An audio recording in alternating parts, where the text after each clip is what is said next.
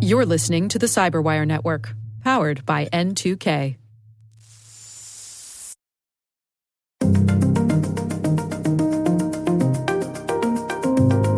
The trick to stay ahead of this is to never think of security as a destination. It's always a journey.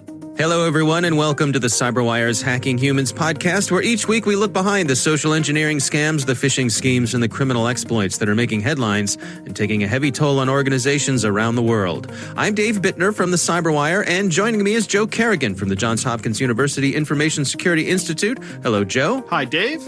We got some good stories to share this week, and later in the show, my conversation with Richard Torres. He's from a company called Syntax, and they've been tracking phishing attacks, and they have seen a 350% increase during COVID-19. That's part of our conversation. Lots to talk about with him, so we'll look forward to that. Joe, I'm going to kick things off this week. This was a new one for me. Okay. This was courtesy of a Twitter user. His name is Oliver Howe. I want to say his last name is pronounced Howe. It's Hough. I apologize, Oliver, if I got that wrong. I like in his Twitter description, he describes himself as an internet dumpster diver. Sounds like my kind of guy. Yeah, that sounds interesting. But one thing he highlighted on his Twitter feed was evidently there are just rampant over on YouTube scams involving live streams and gift card scams. Huh. So here's the way it works. I actually have brought up a YouTube live stream, and Oliver points out in his Twitter feed that all you have to do is go over to YouTube, search for giveaway, and apply a filter that only shows you live streams. And you will see dozens, if not hundreds, if not thousands of live streams that are taking part in this scam. So that's what I did. I went over there and brought up a live stream. And this live stream is a bunch of people playing a first-person shooter. I don't know what it is. I don't recognize it. Joe, perhaps you do. I put a link in the I'm looking. Oh, this is Fortnite. They're playing Fortnite. They're playing Fortnite. All right, I should have known that. Because there's a guy on his hands and knees. They're also playing in a team mode because there's a guy on his hands and knees waiting to be healed by a teammate. I see. All right, so they're playing Fortnite. But over in the chat window, it says, hey guys, make sure to go here and get your free gift cards. And the web address for free gift cards is gamingcodes.online. I see that. That's the sponsors. Well, okay. That's what they say. It says on behalf of our sponsors. Right. So what they're saying is, hey, everybody, good news, because all you people are watching this live stream, and live streams of gaming is very popular. It's a popular pastime for the kids today, so I'm told. So when you go to gamingcodes.online, you are presented with the image of sort of a cartoon image of, looks like a guy in a trench coat who is there to, like the old stereotype of the guy who sort of opens up his raincoat and he's got a bunch of watches. Yeah, hey, you need inside. a watch. Right, exactly. It's that guy, which, I don't know about you, but to me, that might be a little bit of a red flag that this is the kind of, if they're bragging about this being the kind of commerce that they're doing here. But all right, you go to this site, there's this figure here, this cartoon, you scroll down, and it offers you a whole selection of different kinds of gift cards that you can choose from. And it says, we generate these codes for these gift cards. So just for fun, I selected an Apple gift card, and then you can select what value Apple gift card you want. So you could get a $25 gift card, a $50 gift card, or a $100 gift card. I'm not a particularly greedy person, so I selected a $25 gift card. Okay. So what happens next, so let's say you select, I want a $25 Apple iTunes gift card, right? Right. Up pops a screen that shows you a very compelling animation, let's say, and it says, part 1, generating codes, part 2, randomizing codes, part 3, checking codes, and these numbers are going by and they're cycling through very quickly, and it has the Apple logo, and it says, we generate these codes, they're useful codes, they are guaranteed to work, blah blah blah blah blah blah blah. Right, so you're getting sucked in here. They're taking your time. They're building the anticipation. Right, the title, by the way, is Gift Card Rebel. So why would anybody rebel against gift cards?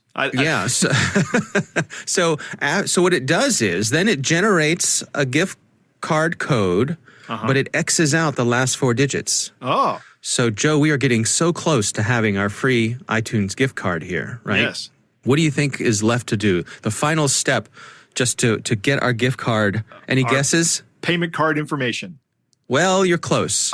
We have to verify that we're a human by performing an act. Is it a CAPTCHA?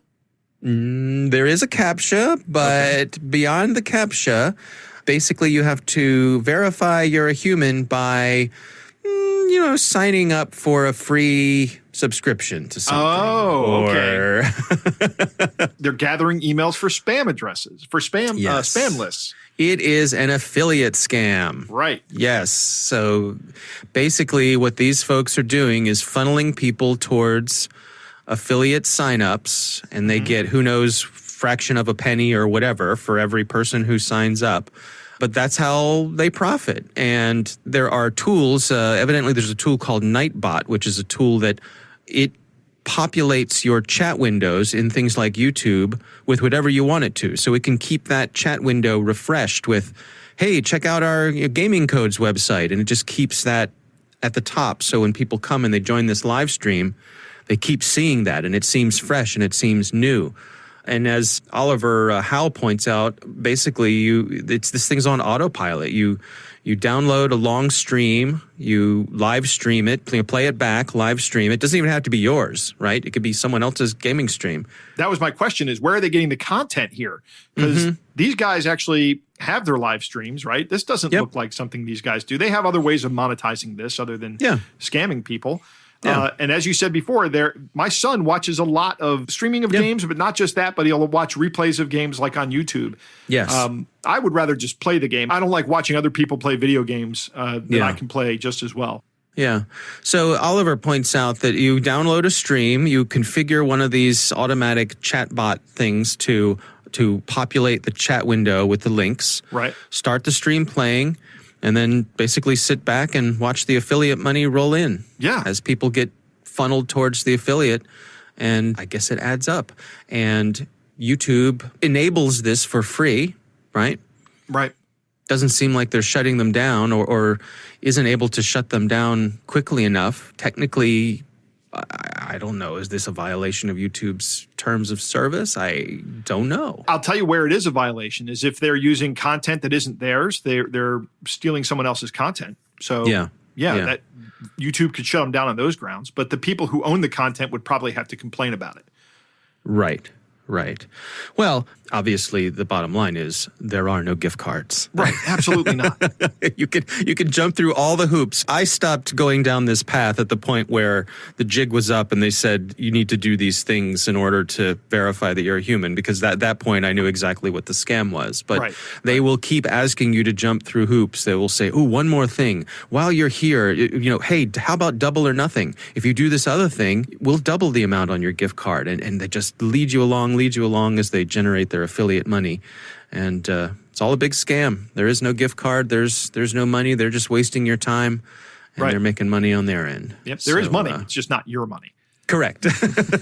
Somebody else is getting it. Someone else is getting that money. So that was new to me. I wasn't aware that they were making use of YouTube streams to funnel people towards these affiliate things. So heads up there. Our thanks to Oliver Howe for pointing that out on Twitter. That's an interesting one. Yes, it is. That's new. I haven't seen it before. Yeah, me neither. So that's my story. What do you have for us this week, Joe? Dave, I really wanted to talk about the Twitter hack that happened last week. But as of this recording, there's not enough information out there to tell me how this happened and what happened. So maybe next week we'll have more information and we can have a better talk. But we all know why it happened, right? And say it with me, Dave. Money. Right. These guys made $100,000 in Bitcoin. Anyway, my story today comes from the Great White North, Dave. Take off, eh? Yeah, hoser. It's from Tarnjit Pamar at Vancouver's News 1311. And for our younger listeners, that's an AM radio station. Oh. And he's talking about Vancouver Coastal Health warning people of a scam where someone is impersonating a hospital employee. Someone is spoofing the number of a hospital in their system. It's called Squamish General Hospital. And they've been calling people and asking for information, including their full name, their social insurance number, and their date of birth. Okay. Right? But they're calling from the number of Squamish General Hospital. Or they appear to be, right? So they're spoofing the number. Wow. Yeah. And VCH, Vancouver Coastal Health, is saying, they have a quote in this article that says, if you receive an unexpected call from Squamish General Hospital, please don't provide any personal information. No one from the hospital would ask for detailed identification information, such as your social insurance number, over the phone. And then they do a really good thing here. They say, contact Squamish General Hospital, and they give the phone number. If you receive a similar call, to check its legitimacy, which is a great thing to do. Right? We say this a lot. When you receive a call and someone's asking for information on an inbound call, say, I'm going to call you right back, and call them at a published number. By the way, they say the RCMP have been notified of that. That's the Royal Canadian Mounted Police. I just envisioned someone going into their office on a horse every day. That's those very nice red uniforms that they have. Those uniforms are beautiful. I love them. They look sharp. They do. Yeah. But this leads me to another concern. We live in Maryland. You and I both live here in Maryland. Dave, have you seen the ads on TV that say answer the call, and it shows a cell phone that says MD COVID on the front of it? Yes, I have. Okay. That is a contact tracing program that we have here in Maryland, that every state needs to be running this. It's an important thing. But I saw this, and the first thing I thought is somebody's going to get scammed by somebody spoofing that number, right? So I went to the webpage today and did a little bit of nosing around. The webpage has a lot of good information on it. It has a section on the webpage that says, what kinds of questions might a contact tracer ask me? And the very next section, which I think is actually more important, says, what kind of questions will a contact tracer never ask? Right? And in here, they say, Maryland has done a really good job on this website. They say a contract investigator will never ask you for your social security number, financial or bank information, personal details unrelated to COVID-19. They will not ask you for photographs or videos of any kind. I would never have thought to tell somebody they're not going to ask you for that. I will from now on, because that is a great piece of information. Remember a couple of months ago, we had that story about the woman who got scammed out of sending pictures of her breast for what she thought was a research project. Turned out to be just some pervert with a hacked Facebook account. They will never ask you for passwords or money or payment. This is really great. All this information is really great here. I have 3 problems with the website and the ad, though. And if someone from the Maryland government is listening, feel free to contact me about this. First thing is, the television ad has to have some kind of anti-scam component. Go check our website to make sure it's not a scam or something, or we'll never ask you for this kind of information. The ads could be longer and cover that, because there's a lot of people out there that are just going to see the ad. They're not going to go to the webpage. Maybe even referring them to the webpage for scam prevention. There needs to be a link at the top of the front page of coronavirus.maryland.gov that takes you directly to the contact tracing page. There is no such link. When I looked at it, I couldn't clearly see it, but that link needs to be big and at the top. And you click on it and you go to this page, which is actually coronavirus.maryland.gov/pages/contact-tracing. That's too long of a URL to give somebody. Put a link on the front page of coronavirus.maryland.gov. There's another section on the website that says, how do I know the call is from a contact tracer and not a scam? Is there a way to verify who is calling? And the very last phrase of this section says, there will also be a list of phone numbers that you will be given to verify the caller's identity. That's unacceptable. Okay. They have a number on here that's good, but they need to have that list of phone numbers on this webpage. Because if I'm a scammer, I'm going to say, I'm calling from the COVID contact tracing program, and if you want to verify, here's the number, right? I'm just going to give you my phone number again. Right. So you call me back. And now you think that you have called Maryland state government and you've just called the scammer again. So, I mean, I think Maryland's done a really good job here. I was actually pleasantly surprised to see this, but I think they could do a little bit more. The other thing that strikes me about this is that here we are all the way in the year that we're in, 2020 and counting, and it is still so easy to spoof an incoming phone number. It's absurd to me. That is a systemic problem that needs to be fixed. And I'm not familiar enough with the phone system to know what that is, but there has to be some way to fix this. You're absolutely right. These systems weren't designed with security in mind. Caller ID was designed on an old system where you had physical control of the phone that you were calling from. And it was a piece of hardware that was attached to a line into a phone building. There was no concept of the idea of voice over IP when caller ID was designed. Yeah, it blows my mind that this is something we're still dealing with. Even as we've transitioned as we cut off our landlines, it's still an issue. Yeah, it is. It's just bizarre. All right, well, it's an interesting story. It is time to move on to our catch of the day. Our catch of the day comes from Cellar Door Games. Joe, is a company you're familiar with? I'm not familiar with this game company. It's a small independent game company. Someone is impersonating them in an attempt to get your banking information, and they are targeting, Dave, podcasters. Those monsters.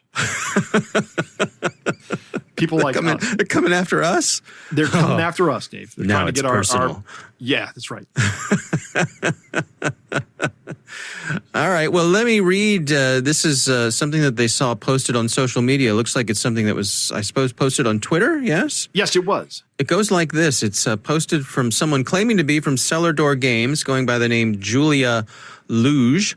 And it says, "Hello, I'm the manager of Cellar Door Games. Our project, Rogue Legacy 2, is an action indie game in which the player gets into the exciting world of adventure, in which he has to fight with the bosses in order to survive, settle down and start a family, or continue his journey. Here, everyone is unique.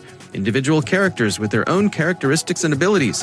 The start of our game is very soon, and we want people to know about our game before its release. You can see our website on the internet. For a video that is more than 30 seconds, we will pay you $500. If you are interested, let me know. Regards, Julia." Cellar Door Games has done a great job here, Dave. They have this big picture of it that they've taken, and it says at the top, "Not us," with a big red circle around Julia's name. And then down at the bottom, it says in big white letters, "This is a scam," on a black background.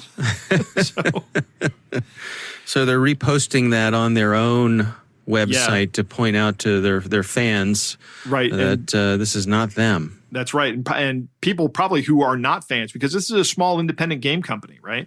Mm-hmm. So if you're a podcaster or a video podcaster or whatever, live streamer, and you get this offer for 30 seconds for $500, that would be hard to walk away from. Yeah, I could see where this hook would be, or this fish would be alluring. Yeah, sure. Play a game, make a little commercial, $500. Yeah. That's worth my time. Sure. Absolutely. All right. Well, that's an interesting one for sure.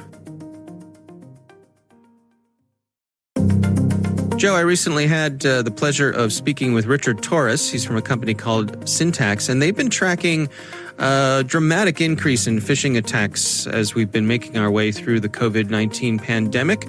Here's my conversation with Richard Torres. When you look at the way cyber attacks happen, they tend to happen in waves. And it's very much like the market is changing. People are getting interested in different types of vulnerabilities. And when I say people, I mean your professional hackers. The folks that look at the internet and look at the World Wide Web and the cyber universe as a playground. And they try to determine what's the newest, most exciting way for me to wreak havoc with some of these companies, and additionally, a way to make some pretty decent revenue if I'm a pretty good hacker, pretty good pirate. And with ransomware, it's essentially taken a kidnapping model and applied some cryptography to it. I'm going to lock down all your data after I've taken a piece of it, just to prove to you that I was there and say, look what I got. This is some sensitive information that I'm pretty sure you don't want let out, and you certainly don't want some of your customers to know that was let out. And then I'm going to lock the rest of it down, and I'm going to hold you ransom and say for X number of Bitcoin, I'll give you the keys, and I'll let you decrypt all your data and use it again. Oh, and I promise I won't share any of this private information with the outside world. What's changed recently is, if you say what's changed the last 10 years, 20 years, is our dependence on data, our dependence on sending data from one place to the other to do business. Instead of holding it all internally, we're now putting it in the cloud, and we're sharing it with other groups. But now with the pandemic, we're locked down, and folks are staying at home instead of sitting in their offices. So what that tends to change is people's behaviors and their focus on security. It's easy to walk into your office when you have to badge the door, and you have to be sure that you're following the rules, because there are people in the office that are going to hold you to account, and certain things you won't put on your computer screen because you're at work. All those things have changed. Let's face it, we're in our pajamas a lot more now than we are in our office attire, right? Right. Let's dig into some of the things that you and your team have been tracking here. What have you seen in terms of the increase in phishing attacks? Now that there's a lot more focus on working from home and trying to get people to improve some of those behaviors that could lead to falling for some of these phishing attempts, we're trying to create a lot more awareness of what phishing attempts look like, not just what they can do.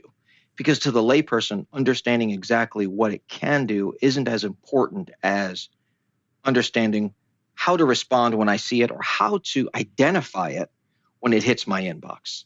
So we focused a lot, and we're tracking performance in terms of how many of these links are people clicking on. We've deployed some tools that actually send out phishing campaigns that we ourselves control. And we look at how many people will open the email, how many will actually click on the links, and then how many will actually enter their credentials believing that the link they're at is a legitimate site. Benefit of doing this is I can actually track specific behaviors. I can actually narrow it down to specific people and specific departments. And then we provide the training and the education necessary. So the tool gives us the ability to kind of test how well our awareness campaign is working.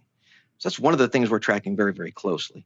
In addition, we're looking at, we watch all the news and all of the cyber geeks out there that are posting information about new threats and new trends in phishing. We sit down probably once, sometimes twice a week, and we discuss these new trends and how they could apply to our teams, to our environments, to our company. We try to get ahead of it. We try to create that awareness that this type of activity is going on. In particular, with COVID, there are all kinds of campaigns right now being launched by folks like the Lazarus Group out of North Korea, for example. They send out fake emails that pose as actual government agencies that oversee things like emergency financial relief. Well, if you have a small business or you believe you're eligible for some sort of financial relief, that topic may be very interesting to you. I can sort of lean on that focus you have right now on our recovering economy or on your own financial needs by saying there's coronavirus pandemic relief available to you from this department. And it looks very official, so it draws your attention. Is that sort of the flavor of the month these days? Is that what they've shifted their focus to take advantage of people's anxiety when it comes to COVID? It absolutely is. It absolutely is. In fact, the biggest shift went from the old Nigerian's banking scam. The Nigerian prince has money for you and you just give him your banking information, to now, here's a link that will take you to someplace that can get you a free coronavirus testing kit. Or your local hospital is offering free coronavirus testing. If you sign up here, you get on the waiting list, things of that nature. So now people are using that because they know that's where we're focused. And it looks innocent enough and it looks very official. So we click on the link, even if it's just out of curiosity and without knowing it. Now we are attached to a bad IP somewhere and we're downloading malware. Or worse, it looks even more official. And I now have to put in some personal information to maybe purchase my 99-cent coronavirus family testing kit. And I'm giving them all my information, including my credit card. Now, from your experience with the testing that you do, the messages that you send out, what is effective messaging? In other words, if I'm a company and I want to equip my employees to be able to detect these sorts of things, to not fall for these sorts of things, what is the effective way for me to put that message out, to train them? What's the difference between success and failure when it comes to this? Dave, that's a really important distinction that you make there, because there's two parts of this. There's the education part, which is making sure that your folks are aware that it's happening, aware that they are being targeted. You don't want them to ever feel like they are behind a protected firewall where this couldn't happen to them. So being sure that they're aware that they are being targeted and giving them enough information so they can identify what phishing looks like. It could be very, very innocent. It doesn't have all kinds of bells and whistles on it. And you go back to, if you are not expecting this type of email or to hear from this particular person or this particular group, you should question it. So reinforcing that from the top down and making sure that it's part of routine conversations, not just one memo a month, is extremely important so that it stays in the forefront of their mind. Now, the other part of that, Dave, is making sure you have the right tools in place, because there are very good tools out there that any company can reasonably afford. KnowBe4, Inky, Cleared-In, Barracuda. All of these provide different levels of service, and what they will do is they'll screen some of those incoming emails. And if something doesn't look quite right, if there are links that don't appear right, they have this knowledge base built in, and it will highlight those links. And some of these tools will actually quarantine any attachments or block those links altogether. So that is kind of putting technology on the forefront. And in the background, now I'm educating the users. So where the technology may fail, I have defense in depth. Now I have someone who's smart enough to recognize what could be phishing attempts and the forms that they could possibly take. I suppose there's a company culture component to this as well, letting your employees know that, nobody's position is so insignificant that they couldn't be a target, that defending the company is everyone's job. David, it's exactly right. And I have to say, from the C-suite down, this is a topic of conversation that comes up frequently. And it's extremely important that that conversation starts at the top, because we look to our leaders in our organization to help us identify what's most critical, what's most important, what is the true company's focus. And they're shifting the culture now to help people recognize that everyone is susceptible to this. We actually had an incident about a year ago where our chief operating officer came to us and says, I was this close to clicking on that link. And then something in my gut said, I better check with security first. And it turns out it was a whaling campaign where they were going after the highest levels first to try to get their credentials. And from there, now they can pose as the C-level, the CEO, COO, CFO, and start sending emails using their accounts. So it's extremely important that those of us that work down in the trenches day to day are hearing from the very top leaders that this is their focus as well. Do you suppose that the word is getting out? Are we getting better at this? Do you think we're gaining ground, or are you treading water? How do you suppose we're doing?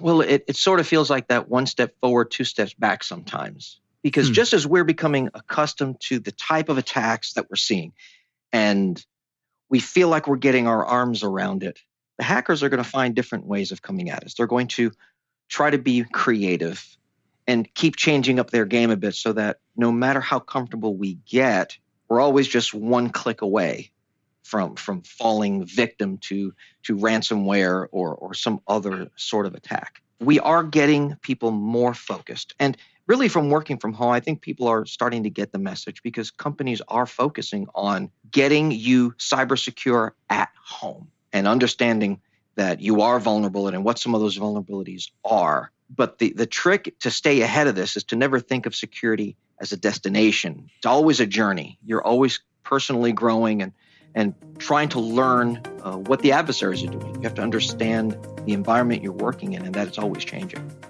All right, Joe, what do you think? Dave, that was a great interview. I like the way Richard thinks about malicious actors, right? He calls ransomware a kidnapping model, which is great. We have a professor, Tim Leschke, who teaches forensics, and he says that computers do not provide people ways to commit new crimes. They just provide new ways for people to commit old crimes. And while I would say that there's a big difference between kidnapping and encrypting data, it is the same business model. You've taken something desirable away, and you're going to charge to give it back unharmed, right? It's the exact same thing. Richard makes a really good point in this interview. That is, to the end user, impact is not as important as how to identify the phish.